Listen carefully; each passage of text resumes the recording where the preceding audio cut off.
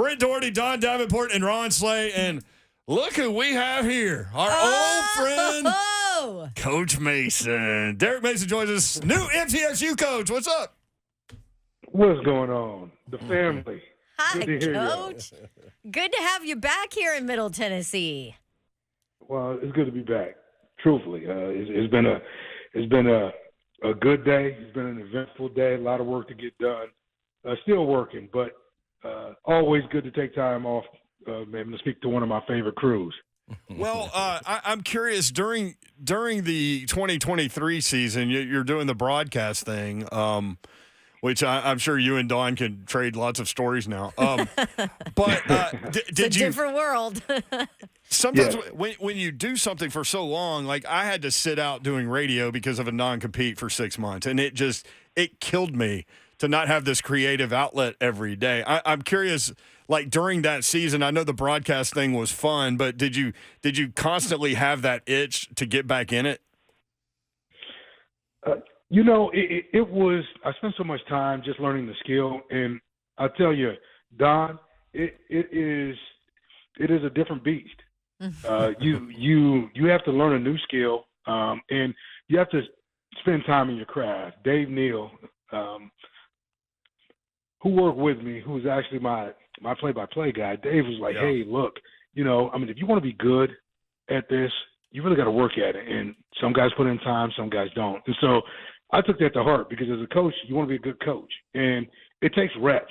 It's a lot of reps, learning minute details about timing, all of it. Well, I say all that to say this. It was fun. And so I sort of immersed myself in it, found myself, studying more football, looking at more games, watching, other games, other commentators. And so for me, it was just fun doing the job I was doing. Now, did I miss football? Absolutely. Yeah. But for me, I just found myself being immersed in something else. So, Coach, why this job right now, the decision to say yes when you got the call? Well, as we were getting towards the end of the season, that's when the urge with football started to come up a little bit. And granted, I thought I had been doing football with a couple of NFL guys on Thursdays. Man, we get on some Zoom calls and look at some defenses, talk schemes. And as we started to do that, and as I started watching end of the season games, man, rivalry games, especially rivalry week, I felt it. It was like, hey, it'd be nice to have a whistle. It'd be nice to have a clicker in your hand and like talking schematics and talking about like concepts. And really, with this MTSU opportunity, that was really about President McPhee and his vision. Strong vision.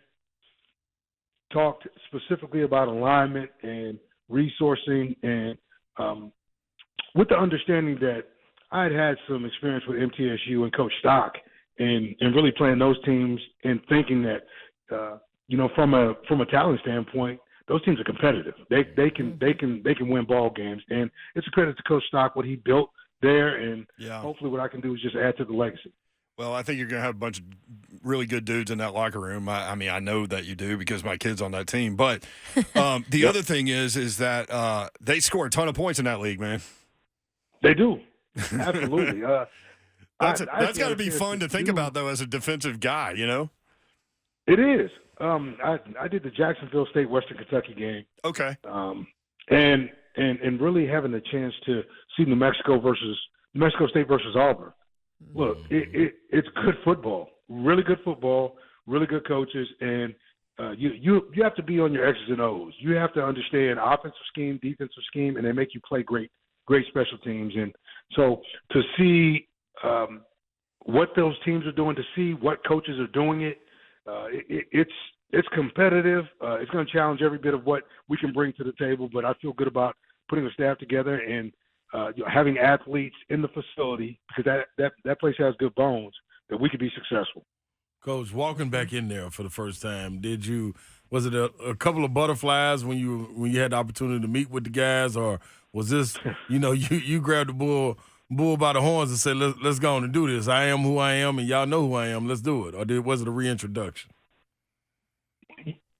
I think I met those guys where they were. I walked into the locker room and really, some 18 to 22-year-olds hadn't really heard anything about what was happening. And so you got to deal with that first. You got to deal with the emotional side of where players are in the locker room. And we dealt with that. We talked about it.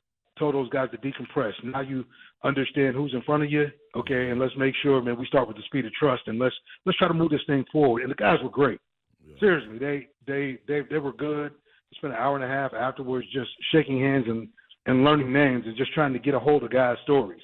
But it takes a lot longer than that to be able to build trust. But I thought, it was a great first step. I saw some of those guys at the press conference today, and a fair amount of those guys came over afterwards, and I saw them in the facility. So I think the messaging was spot on.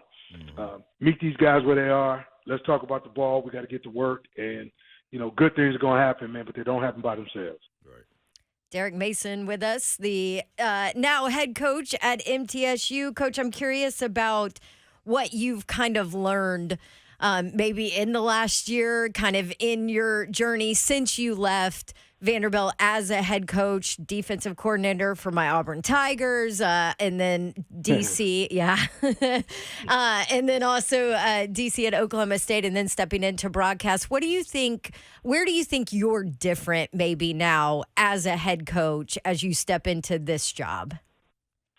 Well, the reflection of time spent at Vanderbilt and those other places, the hiring of staff, making sure that you understand what you want to be. You have to have a picture of what you want to be, and then you got to let your players and really what's in the building and move you to where you need to be. Okay, so it's really meeting players in the middle, but having an understanding of what you want to be. And I thought just watching the game itself allowed me to see the variance in schemes. You look at the conference I'm in, Conference USA, and it's a conference with Liberty, New Mexico State, and really Jacksonville State. Three new teams that have come in the last couple of years, and just watching that helped me understand that football's changed a little bit. Before, it was just air raid. Air raid had just taken over, and now it's the ability, with quarterback runs and everything else. So, you have to be really versatile in your schemes. So that was something that I gleaned, off of being out. But I think most of the learning process was really reflection on my time at Vanderbilt. What things do I need? What recovery items do our players need? How does nutrition play into it? Not getting drawn back into the ball and understanding that CEO or being CEO is super important. So for me, I think it was all encompassing. It was a complete journey, and I thought that time off gave me, a true chance to reflect on all of it. Yeah, that's what I was going to say. That was a great point right there. You also, when doing it, have to evolve as a coach, because this generation of athlete and just younger kid is evolving. It's not the same athlete that was coming in, 2010. You know what I'm saying? That's right. It's totally different right here. So how do you balance that now, Coach? You know what I mean? You can't just be all X's and O's, but you got to be able to walk in there and ask a kid, man, what was going on at home, or, you know what I'm saying, a little small conversation, who you dating, anything, just to build that bridge. Well, maybe I was just ahead of the curve, because I always felt like I was that way. Beautiful. I always spent time in the idea of trying to figure out who they were. Yeah. They young people are working hard to get it right in a place where it's really noisy. It's a lot of noise. Yes. Noise on social media, noise in the world. And they're trying to discern, okay, which way do I go? And so, the only way you know where they're at is to be able to have fair communication and really just have an open door policy where you guys can talk to you. Yeah. But it can't just be your head coach. It's got to be every coach on that staff's got to be available for their players. And I think for me, that's what I've learned is that if you're the lightning rod and you're the only piece that's that's being plugged in and being able to have all the information disseminated through, that's tough. Mm-hmm. It's got everybody in the step in the gap and make sure that we can make the journey exactly what it needs to be. And so as we've gotten into NIL, and talking about NIL, I thought MTSU was the perfect fit for me because it's a group of 5. And when we talk about NIL at our place, I'm talking about it for our juniors and seniors, really, and trying to make sure that I can retain players. The rest of it is all about developmental stuff. So I can spend more time on the coaching and developing and journey than I am just talking about NIL while still trying to raise the capital to get it done. Well, I mean, because that whole world's changed since you were last a head coach, man. It's crazy to see how the sport has changed in just 3 years, right? Like, and now, the transfer portal. How many in the transfer portal now, Slay Dog? Almost 3,000 players in the transfer portal. That's just a crazy world that you have to just kind of figure out and wade through. Well, it is, but this opportunity, Middle Tennessee State gave me the right platform for me to be back in this game. Doesn't mean I was for NIL. I am. Mm-hmm. But I think, you have to prioritize, depending on the level that you're at, you have to prioritize how you're going to introduce NIL to your team. And what does it look like? I mean, I want to make sure that our veterans, our juniors and seniors, the guys that have done the work, have an opportunity to get those things. And we have to build towards it at MTSU. We really do. But I think there's much. Since I'm developmental, okay, our freshmen, like, that come in, do the work. Show me you sort of keep what you earn. You sort of keep what you kill. So in that space, I feel better about, developing and making somebody earn it rather than giving it to them on the front end. Yeah. And everybody being upset because they've been shortchanged because they didn't turn out the way we thought they were going to turn out. Man, love it. Love having you back on, and congrats on the gig. I know. Selfishly, we're very happy about it to have you back. Yes, we are. In the mix, we're for sure. pumped to have you back in town. I do have one question though on the way out, Coach. Do defenses still win championships in this day and age? Of course they do. This is what I say. I mean, offenses get you there. Yeah. But when you hold an explosive offense to 1 point less than what you've made, who wins? That's right. Yeah. Defenses win championships. We were talking about your 3 wins over Tennessee while you were at Vandy, and how sorry, Slay, I had to bring it up. And how I worked every single one of them, Coach. Oh. Yes, you did. I'm on your side, Coach. Don't let her drive away on this, man. Let's go Big Blue, baby. Big Blue Raiders. Big Blue. We're happy for you, Coach. Yeah, good to have you back. Coach. We'll talk soon, I'm sure. All right. Take care. All right, Coach. Nice to hear from you. Yep. All right, there he is, Thanks, Derek Coach. Mason, the new MTSU football coach. How about that? Love it. That's hearing him talk and him saying him being ahead of the curve. That's why he's still coaching. Yeah. Because a lot of people can't evolve. We see these coaches keep bowing out. That's the reason why. What about his quote? Middle Tennessee gave me the right platform to get back in this game. That's right. Mm-hmm. That was good. That's right. You know what else stood out to me too? Because you remember he was at Vanderbilt when he first stepped in, he gave up defensive play calling, right? And then took it back.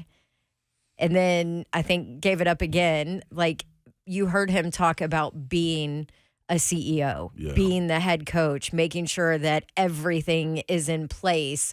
Like, I feel like he probably learned a lot on that Vanderbilt road of how to do that. You have to hire well. Yep. For sure. Did you know that Derek Mason beat Tennessee 3 times? Yeah, Babsy apparently called those games and couldn't wait to ask Coach Mason. Mentioned it several times, didn't she? Yes, she did. I just a wanted highlight to of ask the interview him. right there. Just wanted to ask him,